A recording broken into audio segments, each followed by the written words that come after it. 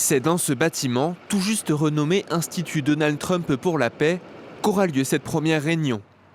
Tout un symbole pour un conseil de la paix entièrement construit autour de la personne du président américain. Autour de lui, ce jeudi, se presseront des chefs d'État comme le Hongrois Viktor Orban, le président argentin Javier Milei ou encore son homologue indonésien Prabowo Subianto. Le Conseil de la paix comprend 27 pays membres fondateurs en plus des États-Unis. Parmi eux, Israël, la Turquie, la Biélorussie, le Maroc ou encore l'Égypte. Ces pays doivent normalement verser 1 milliard de dollars pour y adhérer. Au total, 47 pays, certains seulement observateurs et un représentant de l'Union européenne devraient être présents ce jeudi. Alors que le sommet porte sur l'avenir de Gaza, aucune représentation palestinienne directe n'y participera.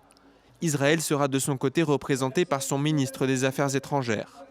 L'objectif de cette première réunion, soutenir la collecte de fonds pour Gaza et faire avancer le fragile plan de cessez-le-feu de Donald Trump pour l'enclave palestinienne.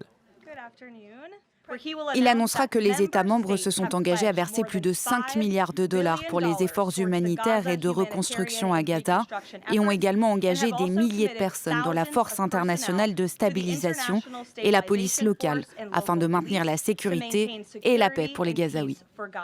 Mais les efforts de la Maison-Blanche n'ont pas été approuvés par tout le monde. Les principaux alliés européens tels que la France, l'Allemagne et le Royaume-Uni ont décidé de ne pas rejoindre le Conseil. La présidente de la Commission européenne, Ursula von der Leyen, a également décliné l'invitation. Dans le même temps, le Vatican a aussi fait part de son désaccord. Le plus haut responsable diplomatique du Saint-Siège a déclaré que ces efforts de crise devaient être gérés par l'ONU. De toute évidence, certains points nous laissent un peu perplexes. Certains points critiques qui doivent être expliqués.